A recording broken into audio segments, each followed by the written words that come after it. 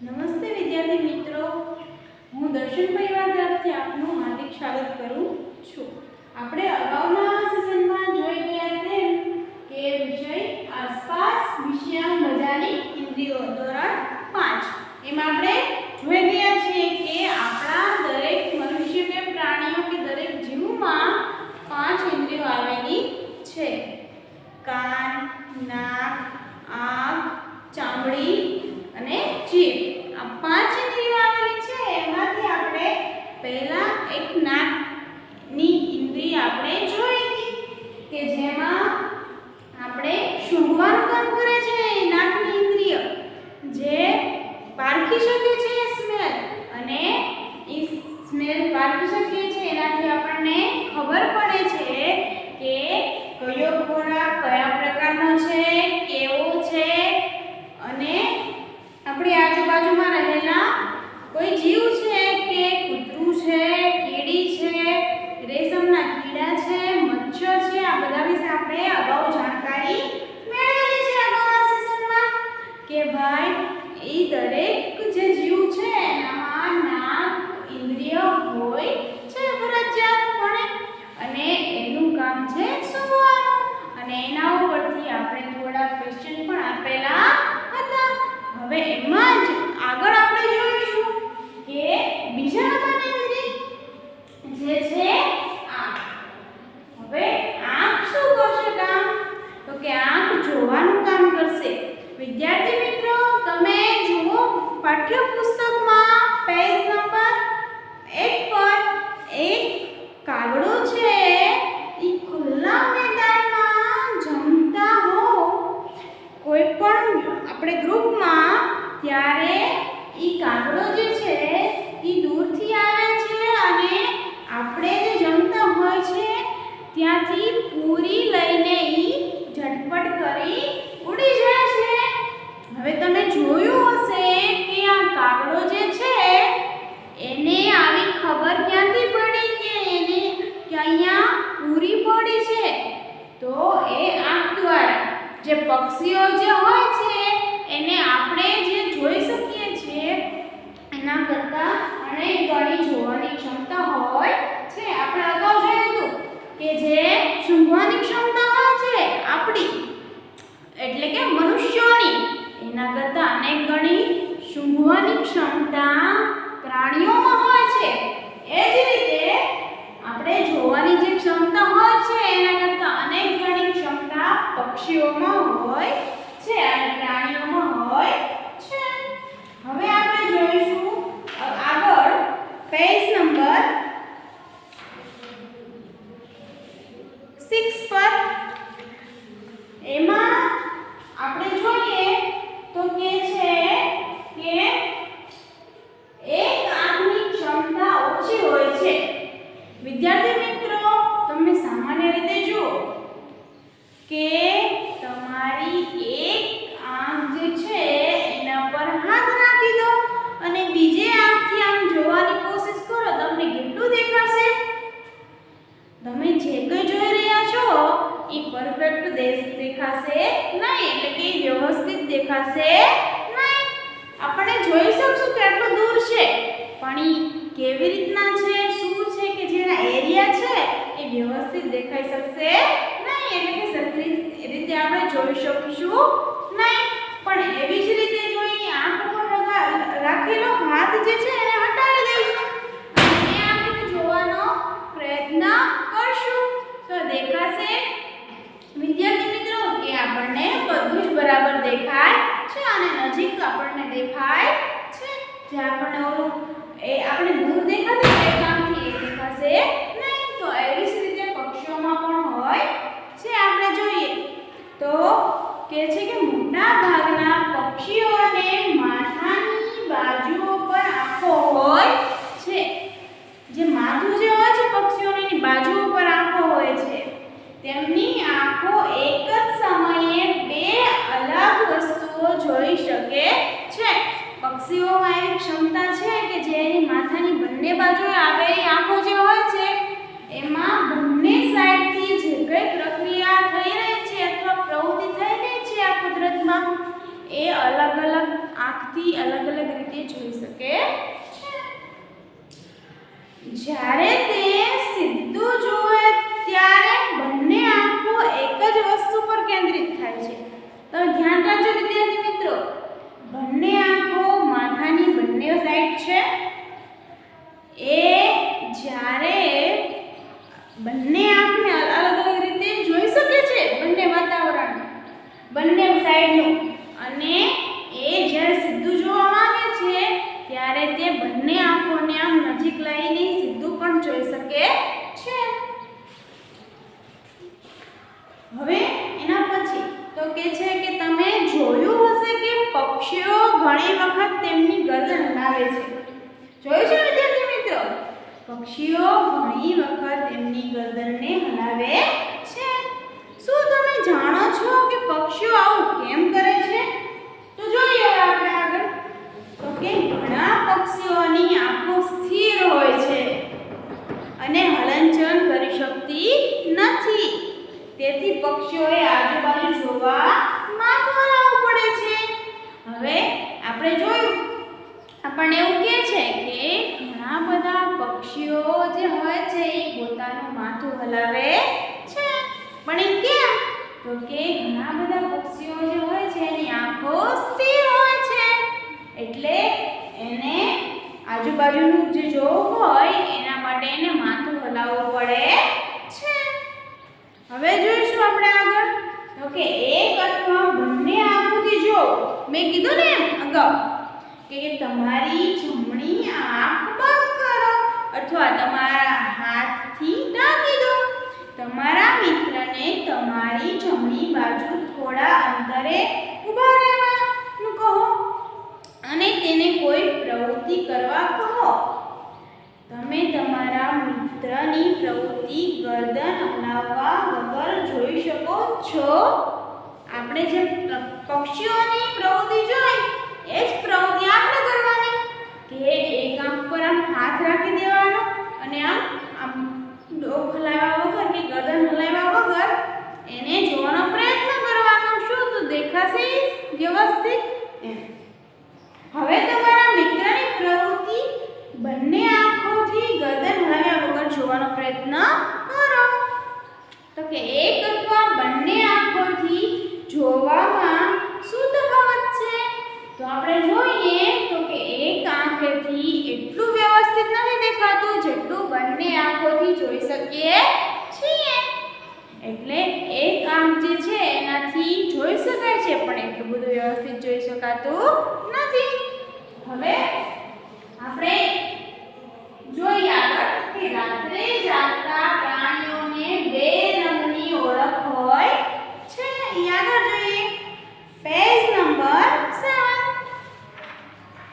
શું કહે છે? તો કહે છે કે હવે નાનો બોલ અથવા સિક્કો ઉછાળો. હવે આપણે પ્રવૃત્તિ કરવાનું કહે છે કે બોલ અથવા સિક્કો ઉછાળવાનો છે. ધ્યાન રાખવાનું છે કે વાગી જાય નહીં એ રીતે ઉછાળવાનું છે. અને આ જ ક્રિયા બંને આંખો ખુલ્લી રાખીને કરવાનો પ્રયત્ન કરવાનો છે. બંને આંખો ખુલ્લી રાખીને બોલ અથવા ચોકને ઉછાળવાનો અથવા તો સિક્કાને ઉછાળવાનો પ્રયત્ન કરવાનો છે. હું અહીંયા પ્રવૃત્તિ કરું છું, ચોકને ઉછાળવાનું કરું છું ને. પછી એક આંખને બંધ કરી દેવાની આમ, અને ઈ જે ઉછાળવાની ક્રિયા છે ઈ કન્ટિન્યુ રાખવાની. એટલે કે એક આંખ બંધ કરીને એ બોલ અને એ સિક્કો ઉછાળવાનો. આપણે જોવાનું કે એક આંખ બંધ કરવાથી શું એ બોલ કે સિક્કો હાથમાં કેચ થઈ શકે છે એમ. તો કે ના, એ બહુ મુશ્કેલ છે કે એક આંખ બંધ કરીને કોઈ બોલ કે કોઈ સિક્કાને ઉછાળવાની ક્રિયા દ્વારા એને કેચ કરવો. પછી છે કે અનુમાન કરો જો તમારા કાનની જગ્યાએ આંખો હોત તો કેવું હોત? શું કહે છે? જો આપણા જે કાન જે છે જગ્યા પર એની જગ્યાએ આપણી આંખો લગાવેલી હોત તો કેવું હોત? તો બિલકુલ આપણે પક્ષીઓની જેમ જ થાત ને કે બે કાન છે એની જગ્યાએ બે આંખો. તમે શું કરી શકતા જે તમે અત્યારે નથી કરી શકતા? એવું વિચારવાનું આપણે મનોમન કે જો આપણા કાન છે એ જગ્યાએ જો આપણી આંખો હોત તો આપણે જે અત્યારે નથી કરી શકતા એ ક્યારે કરી શકત કે ન કરી શકત? એવો આપણે વિચાર કરવાનો છે.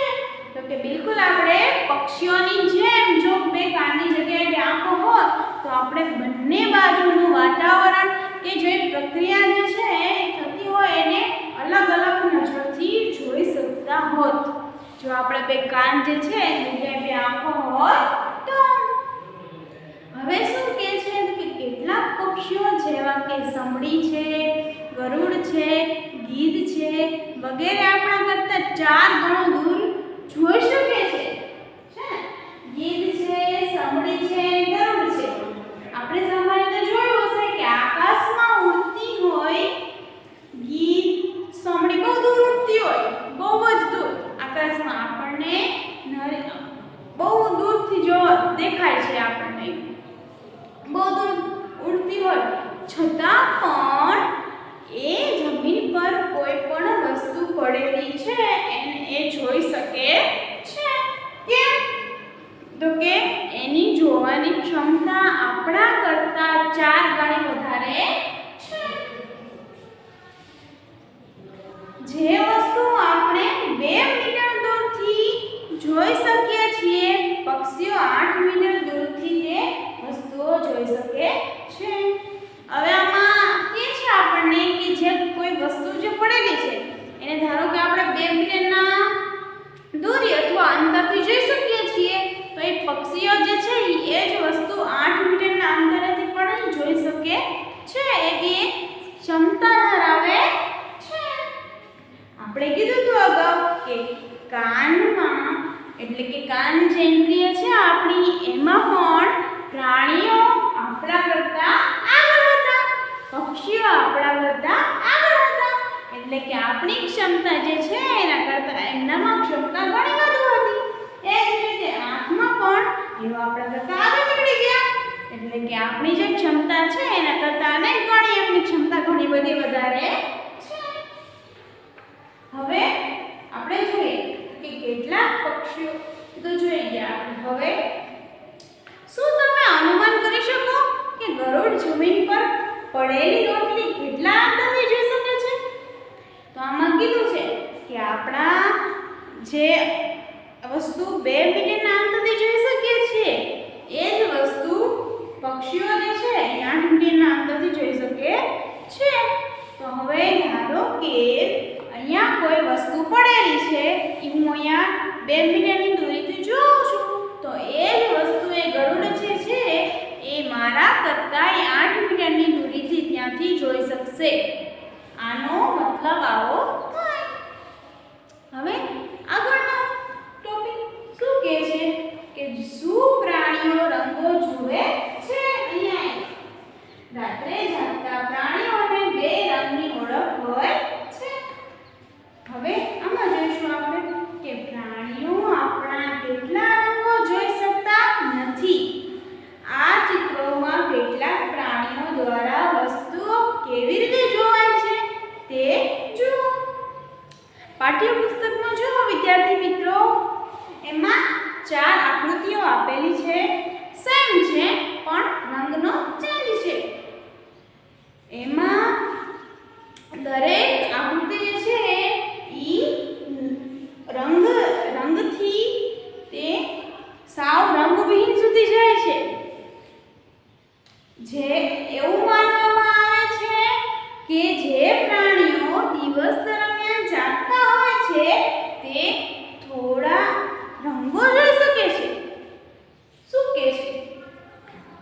જે પ્રાણીઓ દિવસ દરમિયાન જાગતા હોય એ રંગો જોઈ શકે છે. ધારો કે દિવસ દરમિયાન જાગતા હોય એટલે કે આપણે જોઈ તો કૂતરો, બિલાડી, ગાય, ભેંસ આ બધા રંગો જોઈ શકે છે એવો મતલબ થયો ને? ખરું ને? જે પ્રાણીઓ ફક્ત રાત્રે જ જાગે છે. ફક્ત રાત્રે જ જાગે છે એનો મતલબ એવો થાય છે કે રાત્રે જાગે છે, દિવસે જાગતા નથી. એટલે દિવસે તો ખરેખર સૂતા જ રહેવાના ને. રાત્રે જાગે છે અને દિવસે સૂવે છે. એ પ્રાણીઓ જે છે તે વસ્તુઓને માત્ર કાળા અને સફેદ રંગમાં જ જોઈ શકે છે. આપણે જોયું રાત્રે જાગતા પ્રાણીઓને બે રંગની ઓળખ હોય છે. રાત્રે જાગતા એટલે કે દિવસે સૂતા હોય તેવા પ્રાણીઓ એને ફક્ત બે રંગની જ ઓળખ હોય છે, એક તો સફેદ અને એક તો કાળો. જે પ્રાણીઓ રાત્રે જાગતા હોય છે તેમને ફક્ત બે જ રંગની ઓળખ હોય છે, એક તો છે કાળો અને બીજો છે સફેદ. જ્યારે દિવસે જાગતા પ્રાણીઓ જે હોય છે એમને દરેક રંગની ઓળખ હોય છે. હવે વિદ્યાર્થી મિત્રો, હવે આપણે પેજ નંબર 8 પર જઈશું. હવે આ ટોપિક જે છે એમાં આપણે થોડું સમજી લઈએ કે આપણે જોયું તો કે આમ જે છે એમાં એક આંખ જે છે એની ક્ષમતા જેટલી હોય એના કરતાં અનેક ગણી ક્ષમતા જે છે એ બંને આંખ જે છે એને જોવા માટેની છે. હવે પ્રાણીઓમાં જોવાની ક્ષમતા એમાં વધુ છે. કોના કરતાં? તો કે મનુષ્ય કરતાં. રાત્રે જાગતા પ્રાણીઓને બે રંગ જોવા મળે છે અથવા બે રંગની ઓળખ હોય છે, અને દિવસે જાગતા પ્રાણીઓ જે હોય છે એને દરેક રંગની ઓળખ હોય છે. પ્રાણીઓ અને પક્ષીઓમાં રંગની ઓળખ ઓછી હોય છે. સામાન્ય રીતે આપણે જોવી તો આપણે જેટલા રંગો પારખી શકીએ છીએ, જોઈ શકીએ છીએ, એટલા રંગો પ્રાણીઓ કે પક્ષીઓ જોઈ શકતા નથી. એનામાં ખૂબ ઓછી ક્ષમતા હોય છે રંગોને જોવાની. અને આપણે જોયું ગીધ, સમડી, ગરુડ આ દરેકની જોવાની ક્ષમતા જે આપણી છે એના કરતાં 4 ગણી વધારે છે. હવે આપણે જોઈશું આગળ. તો આપણે આ આંખ જે છે એમાં આપણે જોયું કે એક આંખ જે છે એનાથી જોવામાં આવે તો દૂરનું અનુમાન લગાવી શકાય છે કે વસ્તુ કેટલી દૂર છે. અને જો બે આંખથી જોવામાં આવે તો વિસ્તારનું અનુમાન લગાવી શકાય છે કે કેટલું આપણને વિસ્તારમાં વ્યવસ્થિત જોઈ શકાય છે. આ મેઇન પોઈન્ટ. હવે આપણે આગળ જોઈશું. હવે બે ઇન્દ્રિયો આપણે શીખી ગયા, એક તો નાક અને એક તો આંખ. હવે આપણે કાન વિશે માહિતી મેળવીશું વિદ્યાર્થી મિત્રો. તો શું કહે છે? કાન. કાન એ પણ એક ઇન્દ્રિય છે. હવે ધ્યાન રાખશું આપણે કે પક્ષીઓને કાન હોતા નથી. જે પક્ષીઓ હોય છે એને તો ફક્ત છિદ્ર જ હોય છે, એને કાન હોતા નથી. એ છિદ્રો દ્વારા સાંભળી શકે છે, એને કાન હોતા નથી. આમાં જોઈએ આપણે તો શું કહે છે કે ધોરણ 4 માં તમે વાંચ્યું છે કે આપણે પક્ષીઓના કાન સરળતાથી જોઈ શકતા નથી. ધોરણ 4 માં આપણે શીખી ગયા હશું કે જે પક્ષીઓ હોય છે એને કાન હોતા નથી. તેમને કાનના સ્થાને નાના નાના છિદ્રો હોય છે. પીછામાં ઢંકાયેલા હોય છે. હવે આગળ જોઈએ તો આ પ્રવૃત્તિ માટે શું પ્રાણીઓના કાન અને તેમની સાંભળવાની ક્ષમતા વચ્ચે કોઈ સંબંધ છે? એમ કહે છે. પ્રાણીઓના કાન અને તેમની સાંભળવાની ક્ષમતા વચ્ચે કોઈ સંબંધ છે? આ પ્રવૃત્તિ માટે તમારી શાળામાં 7 જગ્યા શોધો. આપણે જે શાળા હોય છે એમાં 7 જગ્યા શોધો.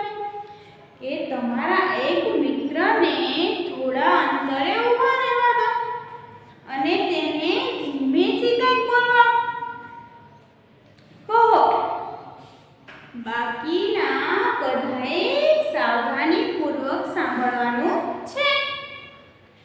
પછી તમે બધા ચિત્રમાં બતાવ્યા મુજબ હાથ કાન પર મૂકો.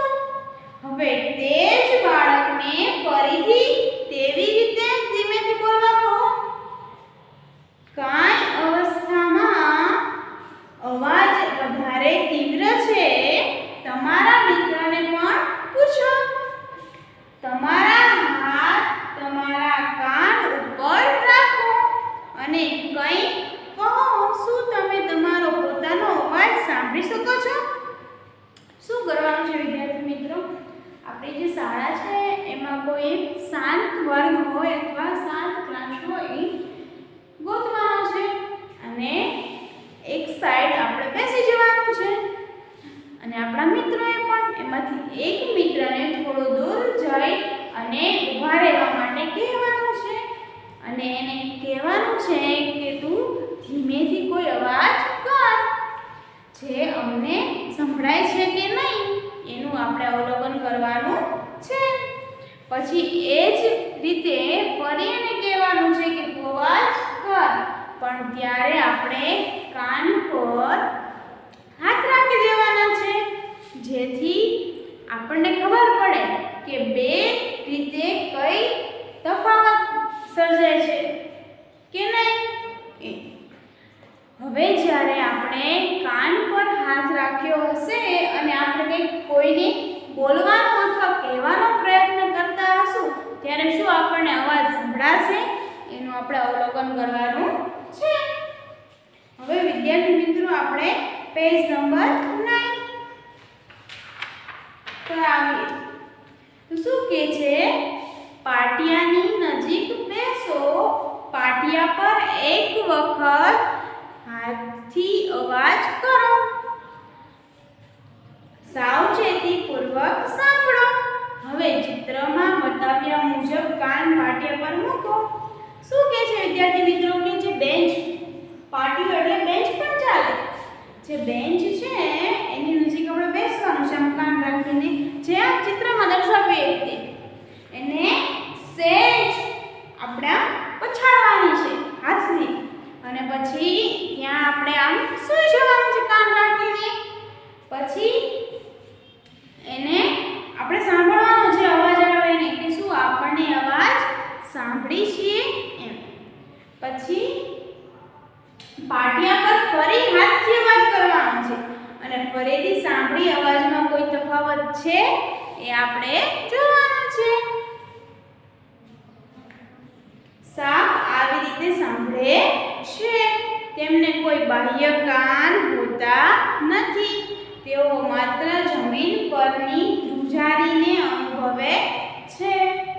હવે મેઇન પોઈન્ટ છે કે જે સાપ જે છે એ જે આપણે બેન્ચ ઉપર જે પછાડવાની હાથ અને સાંભળવાની ક્રિયા હતી ને એ રીતે સાપ સાંભળે છે કે જે જમીન પર જે ક્રિયા થઈ રહી છે અથવા કે જમીનને ધ્રુજારી આવે છે, શેના કારણે આવે છે એને કાન દ્વારા સંભળાઈ જાય છે કે આ પ્રકારનો સંકેત છે અને એ મુજબ એ પોતાની તૈયારી રાખે છે.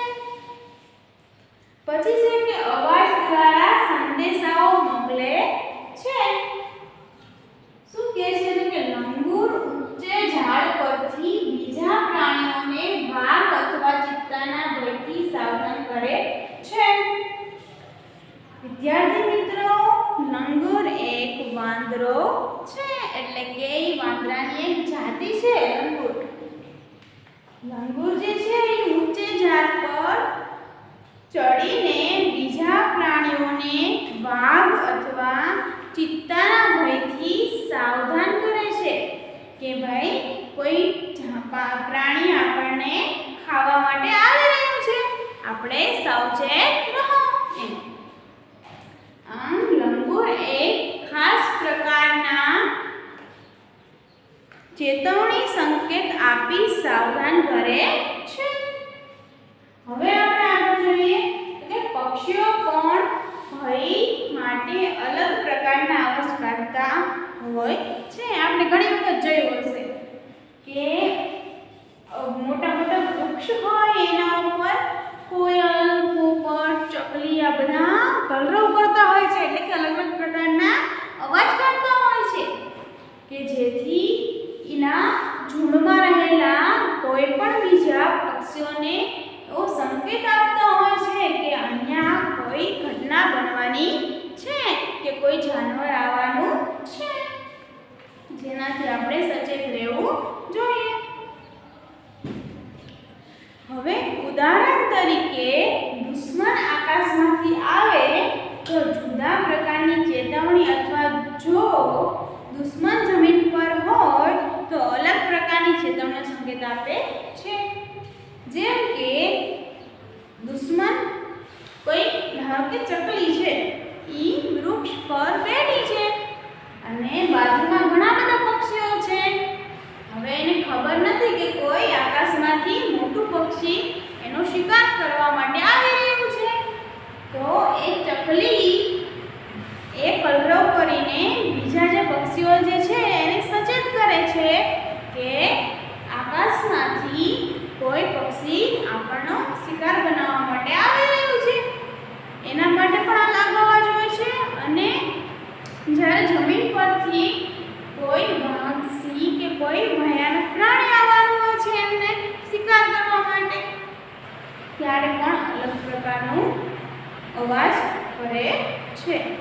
આમ એકબીજા પ્રાણીઓ અને એકબીજા પક્ષીઓ વચ્ચે અલગ અલગ પ્રકારના સંકેતથી પોતાના કાનની સાંભળવાની શક્તિ જે છે એ આવેલી હોય છે. હવે શું કહે છે તો કે અભયારણ્યો અને રાષ્ટ્રીય ઉદ્યાનોમાં પણ વાઘ, સિંહ જેવા પ્રાણીઓ કઈ દિશામાં હશે તે પક્ષીઓના અવાજના સંકેત દ્વારા ત્યાંના કર્મચારીઓ, અધિકારીઓ જાણી શકે છે. શું કહે છે? જો ધારો કે કોઈ અભયારણ્ય છે મોટા મોટા અથવા રાષ્ટ્રીય ઉદ્યાનો છે, એમાં પ્રાણીઓ હોય છે વાઘ, સિંહ જેવા મોટા મોટા, એને કઈ દિશામાં હશે તે પક્ષીઓના અવાજના સંકેત દ્વારા ત્યાંના કર્મચારીઓ અને અધિકારીઓ જાણી શકે છે. હવે શું કહે છે કે માછલીઓ વિદ્યુત સંકેત દ્વારા ચેતવણી આપે છે. માછલીઓ જે છે એ વિદ્યુત સંકેત દ્વારા ચેતવણી આપે છે બધી માછલીઓને કે ભાઈ કોઈ શિકારી અથવા કોઈ પણ આપણનો શિકાર કરવા આવી રહ્યું છે. આ વિદ્યુત સંકેત દ્વારા બધી માછલીઓને ચેતવે છે. હવે તો કે છે કે જ્યારે ભૂકંપ અથવા વાવાઝોડું આવવાનું હોય ત્યારે અમુક પ્રાણીઓ અથવા અમુક પક્ષીઓ અલગ અલગ પ્રકારનું વર્તન કરે છે. હવે જે પ્રાણીઓ અને પક્ષીઓ છે એને ઘણી બધી આપત્તિ જાણ થઈ જાય છે, કેમ કે એનામાં એટલી બધી ઇન્દ્રિયોની શક્તિ છે કે એ બધું પારખી શકે છે કે કોઈ ભૂકંપ કે કોઈ વાવાઝોડું આવવાનું છે તો એના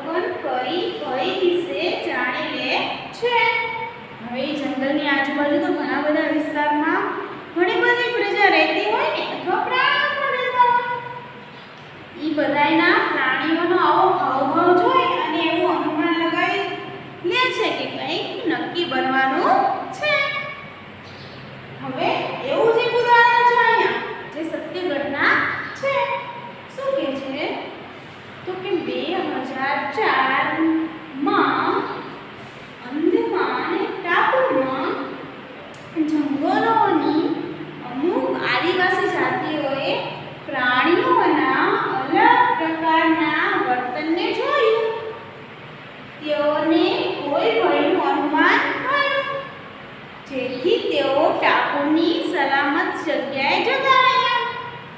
થોડી જ વારમાં ટાપુને સુનામીનો પડઘો લાગ્યો, પરંતુ આ લોકો બચી ગયા. જોયું, આ પ્રાણીઓનો સંકેત હતો કે ભાઈ અહીંયા કંઈક બનવાનું છે અને એથી એ કંઈક અવનવું વર્તન કરવા માંડે, જેનાથી એની આજુબાજુના વિસ્તારમાં રહેતા મનુષ્યો જે હોય છે એને એના પર ખબર પડી જાય છે કે નક્કી કંઈક બનવાનું છે અને આ એક સત્ય ઘટના છે. હવે આપણે વિદ્યાર્થી મિત્રો પેજ નંબર 10 પર જઈએ તો શું કહે છે? જેમાં આપણે માછલીની વાત કરી કે માછલી જે છે એ વિદ્યુત સંકેત દ્વારા બીજી માછલીઓને સાવધાન કરી દે છે. એવી જ રીતે કે ડોલ્ફિન હોય છે એ પણ એકબીજાને સમાચાર આપવા માટે અલગ અલગ અવાજો કરે છે. ડોલ્ફિન જે છે એ પણ એકબીજાને સમાચાર આપવા માટે અલગ અલગ અવાજો કરે છે. વૈજ્ઞાનિકોનું માનવું છે કે પ્રાણીઓની તેમની પોતાની ખાસ વિશેષ ભાષા હોય છે. વૈજ્ઞાનિકો જે છે એમનું એવું કહેવું છે કે પ્રાણીઓ જે હોય છે એમની પણ એક ખાસ વિશેષતા હોય છે કે એમની એક અલગ ભાષા હોય છે જે આપણે સમજી શકતા નથી. હવે આપણે આગળ જોઈએ તો કે અવાજ સાથે કહો. શું છે એમાં? તો કે છે કે પક્ષીઓ અને ડોલ્ફિનની જેમ તમે પણ તમારી પોતાની સમાચાર આપવાની અવાજની ભાષા બનાવી શકો છો. ઘણા બધા વિદ્યાર્થીઓ ન્યૂઝપેપર વાંચતા હશે. એમાં જે રીતે ન્યૂઝપેપર આપણે વાંચીએ છીએ કે સમાચાર બોલીએ છીએ એ જ રીતે આપણે પણ આપણી એક ભાષા બનાવી શકીએ છીએ. યાદ રાખજો કે તમારે તમારા મિત્ર સાથે ફક્ત અવાજથી વાત કરવાની. આપણે આપણા મિત્ર સાથે ફક્ત અવાજથી વાત કરવાની, શબ્દોથી નહીં. એટલે આપણે પણ આપણી એક અલગ ભાષા વિકસાવી શકીએ છીએ. તમને ક્યારે પણ કેવી રીતે ચેતવણી સંકેત આપવાની જરૂર પડશે? ઉદાહરણ તરીકે જ્યારે શિક્ષક વર્ગખંડમાં આવે છે ત્યારે. વિદ્યાર્થી મિત્રો, ઘણી બધી વખત એવું થતું હોય છે કે આપણે ક્લાસમાં જો ટીચર ન હોય તો આપણે આમ તેમ આટા મારીએ, અથવા કોઈ પણ ક્લાસમાં ટીચર ન હોય તો ઊંઘી જઈએ, પુસ્તક બાજુમાં ઊંઘી દઈએ. પણ જો ટીચર આવે તરત જ પહેલો બેન્ચ પર બેઠેલો વિદ્યાર્થી ઈશારો કરી દે કે ભાઈ ટીચર તો આવ્યા, એટલે બધા છોકરાઓ કે વિદ્યાર્થીઓ વ્યવસ્થિત બેસી જાય. આ પણ એક અલગ ભાષા છે. એ જ રીતે આ પ્રાણીઓ જે છે, પક્ષીઓ જે છે એને પણ એ રીતે સાવધાન કરવામાં આવે છે, એટલે કે એ સાવધાન બની જાય છે. એનામાં એવો કળા છે, એની એક ભાષા છે અલગ, જે આપણે સમજી શકતા નથી. હવે આગળ કે જાગવું અને ઊંઘવું. શું કહે છે કે કેટલાક પ્રાણીઓ અમુક ઋતુમાં લાંબી ગાઢ નિદ્રામાં જતા રહે છે. ઘણા બધા પ્રાણીઓ એવા છે કે અમુક ઋતુઓ જે હોય છે ને એમાં ઘણી બધી ગાઢ નિદ્રામાં જતા રહે છે. પછી તેઓ ઘણા બધા મહિનાઓ સુધી દેખાતા જ નથી. ઠંડીની ઋતુમાં તમે ગરોળીઓને ઘરમાં જોઈ શકતા નથી. આપણે સામાન્ય રીતે આપણે ઘરની જ વાત કરી તો ઘરમાં જે ઠંડીની ઋતુ હશે ત્યારે આપણે ગરોળીને ભાગ્યે જ જોઈશું જ નહીં, મોસ્ટ ઓફ તો, એટલે કે જોઈ શકતા નથી. શું તમે તે નોંધ્યું છે?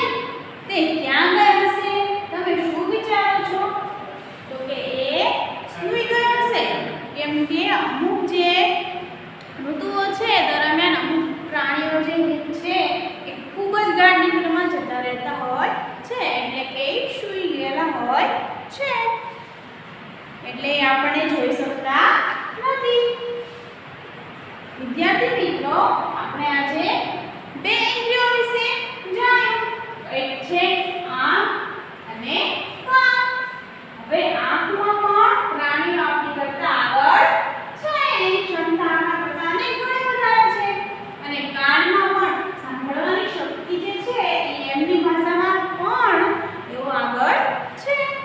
હવે આપણે આ જે કુદરતી જે ઘટના થઈ રહી છે એમાં પણ જે પ્રાણીઓ અને પક્ષીઓ છે એ પણ સંકેત આપણને આપતા હોય છે. હવે આપણે આ જે સેશન ભણાયું છે એના ઉપરથી આપણે હોમવર્ક આપીએ છીએ. જેમાં પહેલો ક્વેશ્ચન છે કે કયા પ્રાણીઓ આપણા કરતા 4 ગણું વધુ દૂર જોઈ શકે છે. કયા કયા પ્રાણીઓ એવા છે કે આપણી કરતા એટલે કે મનુષ્યોની જે જોવાની ક્ષમતા છે એના કરતા 4 ગણું વધારે જોઈ શકે છે. એટલે કે 4 ગણું દૂર હોય તો પણ એ જોઈ શકે છે.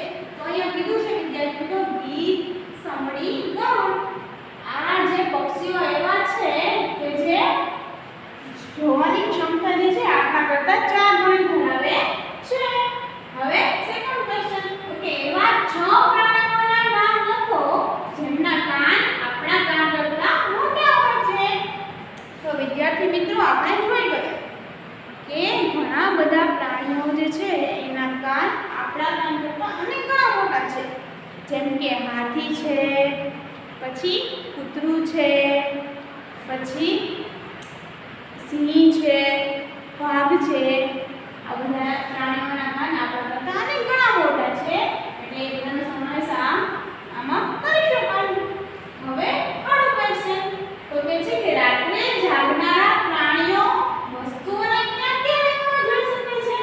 આપણે જોયું કે જે દિવસે જાગે છે એ પ્રાણીઓ જે વસ્તુઓ જે છે એને રંગમાં એટલે કે જે રંગમાં હોય છે એ રંગમાં જોઈ શકે છે. એટલે એ દરેક રંગમાં પારખી શકે છે એમ. અને જે રાત્રે જે જાગતા હોય એ પ્રાણીઓ ફક્ત 2 રંગની જ ઓળખ મેળવી શકે છે. એક છે સફેદ અને એક છે કાળો. આમ આપણે આ સેશન પૂરું થાય છે. Thank you.